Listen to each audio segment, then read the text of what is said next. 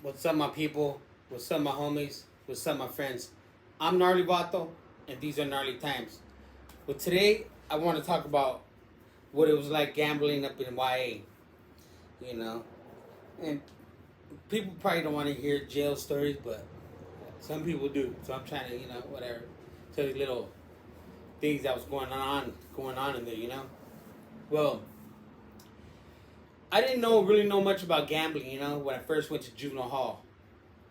The only time I seen gambling was gambling on pool tables or casinos, but that was about it. Yeah, card games too, but I didn't really know much about it. So when I hit juvenile hall, we up in. I was in there for what 6 months, 7 months, and people, you would people go in there and tell their story, right? So one time, one guy went in there and he was talking about gambling. He did a bunch of prison time for excuse me, and did a bunch of prison time, right? So he was there saying, "Hey, gambling ain't good, this and that." And what got me here? He was older, probably 6 years old. Well, anyways, I go to YA, right, and I end up when I hit dorm one, that was all news. We had to wear green pants. We were young, like 14, 15, I think. The youngest like 13, and these fools 14, 15, 16, I think that one. Then 16, 17, different one, like another few other ones. So, anyways, I didn't know much about gambling, and I kind of was learning it. So when I hit Preston, uh, I ended up hitting. I was there for like a month at receiving, and then I kind of watched them play spades and dominoes, and then I go to Greenbrier, right? Hit the line. Anyways, once I hit there, we're up on a dorm, so there's probably about 75 to 80 fools, I think, or 70 to 75, and these there's all majority blacks and Mexicans, and a few sprinkled in white fools and Asians and Indians and a few other people, right? So as I ran into this fool Conejo, right, from Porterville, from the town, and he was VCP, right? So he was a couple years older than me, and he he was a gambler. He tried to set the deck. He always wore a towel, and every Saturday we would gamble.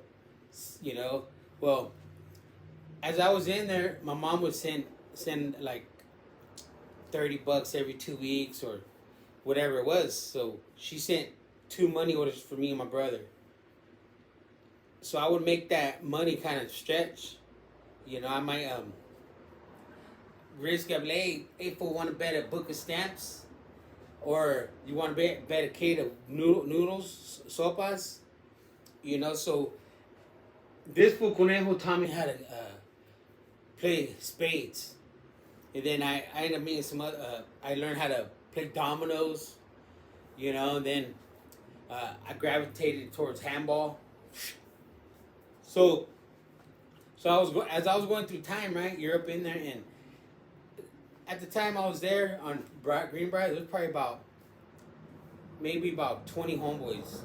So out of these 20 homeboys, you probably have like 10 homeboys that had visits all the time, or like under 10. And some homeboys didn't have nothing, no visits, no money. So, you go to canteen and make your, say $30, right? My mom would send, and I'd come back with a bag of food. Some homeboys come with like 90. I don't forget how much the thing was. $90, $80, right? And then you have all these homeboys come, like say 5, 6 homeboys with canteen, and then you have the rest of homeboys with nothing. So they're looking at you like, nah, you know what I mean? I've been there. It's like that. You're like, damn, I had some sopa, some noodles, and just candy bars, coffee, chinate, So you're like, dang, oh. But anyways, what I do, because I had a little heart, a little soul, I have love for the homeboys, canalismo. Because you would have some homeboys that were, because in there, you would have different cars, like Tulare County car. I ran the Tulare County car. I'm from Tulare County, right? So we would have all these little homeboys from little towns from Tulare County. We probably had like 7 homeboys, 6 homeboys. So it was kind of crazy. Homeboy from Dinuba, Poplar, 2 from Porterville. I think not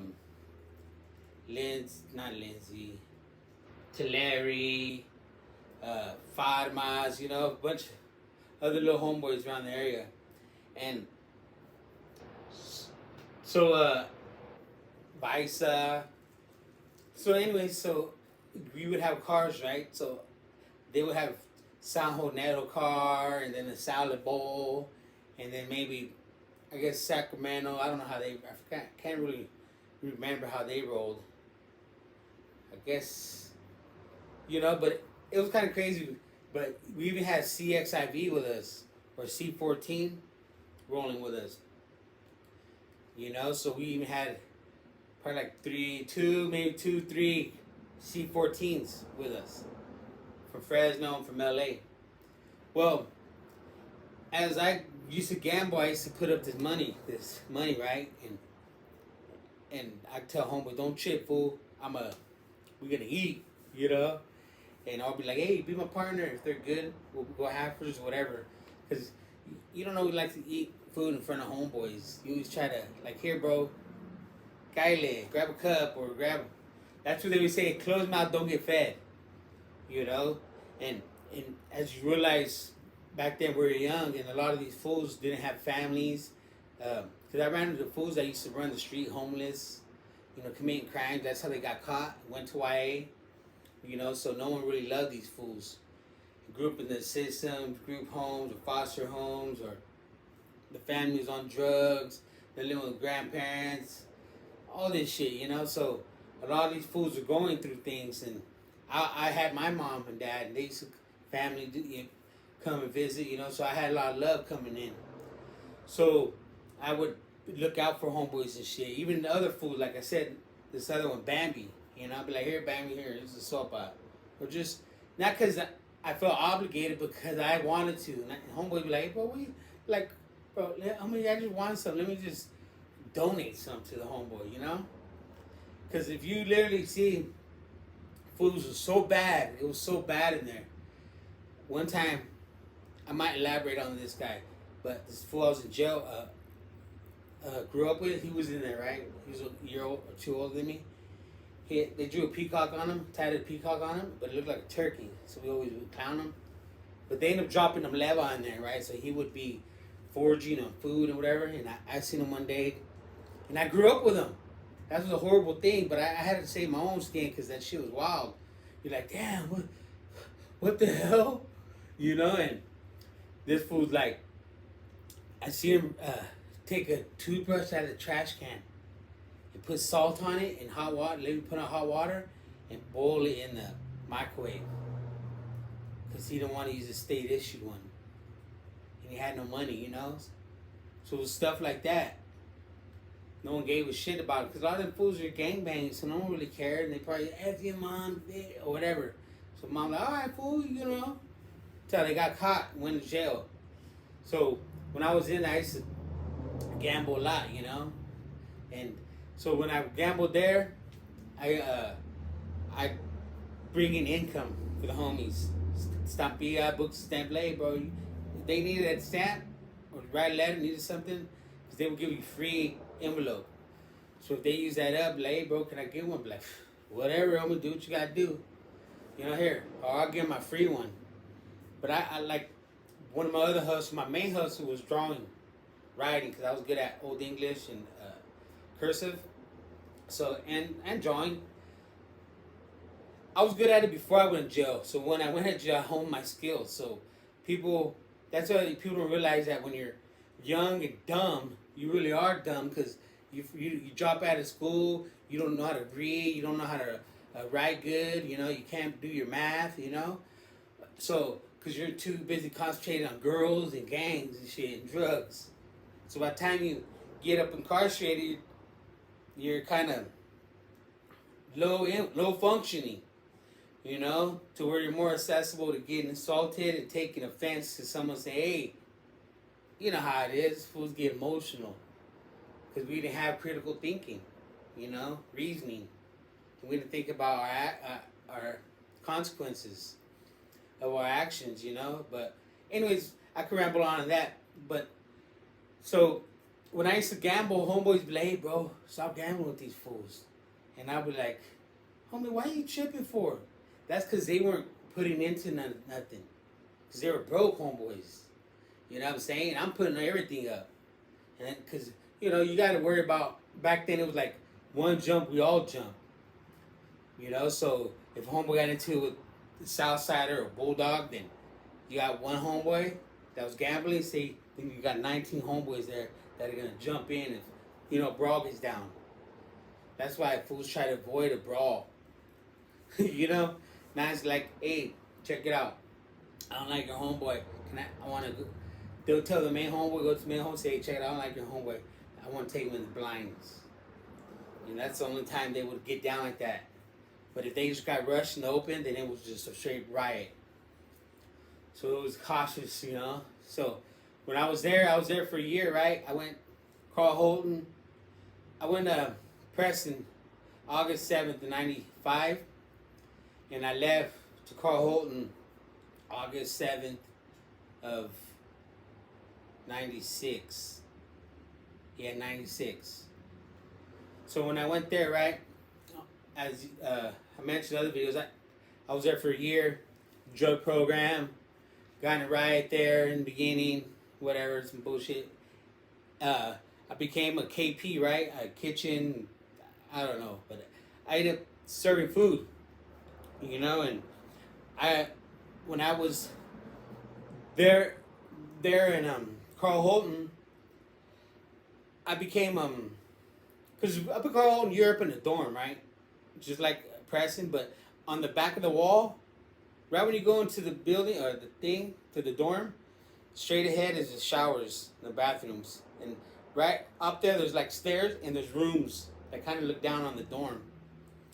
You know, so the rooms sometimes be like, hey, those were the ones that were good, you know, going home or I like a search and rescue. I was up in one of the things or KPs or little janitors, whatever. They're the good ones. So trying to program, you know.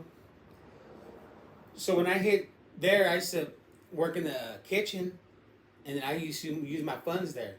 I even got employed doing a roof there, black tar roof. So I would use that money and do the same thing, flip that, boom, you know. And every Saturday, fools would be gambling. All the tables would be taken, and at the time, right there, Carl Holden, you had Donner that was receiving, and I was at Ebbs next door, right? So all the tables would be taken, and we would see all the new people that came in to the institution, you know. And so I used to cook next door, and I used to use that money that I used for cooking and made from KP, and I would flip that. But I had a gambling partner at the time. This fool had a swastika, and we used to gamble against fools from Oakland, and mainly Oakland. Them fools love to gamble. You know what I'm saying? Hustle. The Bay. All the fools from the Bay were hustlers. So they always want to, here, let's do it. Like, all right, let's do it. But it was so crazy. Like I said, the homeboy, that fool had a swastika, but they didn't care because we would be money. You know? And I gambled like, say there were times we couldn't gamble. We just had to be on our bunks. We would go high card, low card. Boom. Boom. Just do the deck, and then your first card, mine and yours. High. All right, that's one soup. Boom, boom. You're like almost go through a deck, two soups, or back and forth, you know. And it was just crazy how addicting it is, gambling in there, and you know, I was just trying to bring in, not to say the homeboys, a lot of homeboys were poor, but a lot of homeboys, like I said, didn't have no feria or money, you know, and no one cared. Maybe they burned bridges, you know, so a lot of these fools had nothing coming in. So it was just, that's why a lot of the fools resorted to extorting fools or punking fools stealing or jacking, or like someone has a newer jacket and they would call nakas, like non-affiliated, whatever, and they would jack him like, hey fool, give me that jacket. I'm got to visit. You know, like it'd be horrible situations, you know. But like my homeboy Tiny, who was there, he ended up rolling in later, right? And he what's called. Let me see. 1 second. Right here. My homeboy Tiny.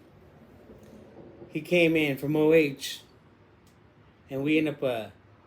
I seen him, cause I was receiving, right. So he rolled in, and this fool had nothing at all. Like he had no visit. That my mom came and visited him. You know what I'm saying? And sent him money. Like it was that bad, man. So that's why I felt for him. Even when I seen him when he came to Carl Holton, I was about to leave probably like in like 4 months, 3-4 months. So I would try to hook him up with some money, or because you could even donate money if I'm correct. Or I would. That's what it was. I think I would get some stuff, send a care package to him. Cause the first day I went to YA, this is my crime partner. This fool, like, he was probably like 3 doors away from me at an angle, and he's like, "Ooh," called my name, and I was like, he was like, jumped through the window, and he's like, "Wait," and he smashed the noodles, and I just seen, he's like, "Get out of the way of the door," so I moved out the way, and I just seen a string come in, a little like rolled up paper, you know, real tight, and it had a string, and he's like, "Pull it," because they would hit it with the chancla, the little string, the little like a little dart, and he's like, "Pull it," and I pull it, and there's a bag, 2 sopas hooked on it under my door, because it had like this much room, you know, and it was just, that's why I was like, that was literally a welcoming to jail, like, wow, this is crazy, you know. And in there, that's when they say, hey, don't drop the soap, cover your ass, you know. It's like, wow, like every day in there was a gamble, whether you had money or not. You're like, dear God, please get me out of this. Thank you for this day. You know, I don't know. It was just crazy because you're young and your thought process is not futuristic. You know, you're just living in this moment. Like, you don't know if you're ever going to get out. You know, it's just because you can't fathom that time. Now, I'm going to get out in 3 years. Like, I'll be 18, you know. So you're like, it's just crazy. But I gambled for a while, and I was shooting handball, and I used to always just, I lose too. You know, but I think I won more than I lost. You know, but either way, I fed somebody. You know what I mean? That's how you gotta look at it. Like, time, like, all right, even when I go to Vegas now, I'll just take money just to lose, because I've always lost there. You know, I'm like, but the last time we went gambling, went to a casino locally where I live, and I won like, because I was on survival mode, so I didn't have much cash. I had to hit the old lady up and like, hey, let me get. Nah. She gave money, right? $100 just to gamble, and she took out $300. I ended up making about $400 or $500. Gave her money back, what she gave me, and she came out like $500, $400. But anyway, that's besides the point. It was just crazy gambling in there, and you know, it's wild, scary. Fools got beat up, but I kind of had it good and made. You know, that's why people say a lot of YA stories, and it's true. But you know, I was like, you gotta hide amongst the homeboys now. But you know, you always gotta be one amongst the homeboys, but still, you got to be female with everybody. You know, whether they're your opposition or not. Because that's how I got along and made a lot of money. Hustling and being people's person. You know, like my dad, he could talk to anybody. And, you know, my kids trip out to this day like, Dad, you could make friends anywhere. But, you know, it's like you got to have something in common with people. But anyways, it was a wild situation over there. And gambling was risky, but it paid. And, you know, kept us hungry, it kept us fed. Nah. But, you know, it is what it is. You know, it killed time. But also, it give you more time. But anyways, this is one of the little wild stories that I had, you know, up in YA and gambling and, you know, risking your hard-earned parents' money. Like, I was thinking, my mom used to have a lot of gold, Black Coast gold. So as I started doing time, this gold started fading, disappearing. You're like, Mom, what happened to that? Like, I pawned it to come see you. Like, yeah, blame it on me. Like, you know, so, and then that money she pawned to send me, you know, her gold money, you know, so it's like, man, I just felt bad. So even when so it was risky business to risk that money, but you had to do what you had to do, you know, to feed the homeboys, because that's what it was, man. Because then 3 meals wouldn't cut it. That's why a lot of fools would get their food taken or jacked, you know, like, you can eat that cornbread. You know, it's pretty wild, but I'm Gnarly Vato, and this is a gnarly time in my life. Have a great day. Sad trouble.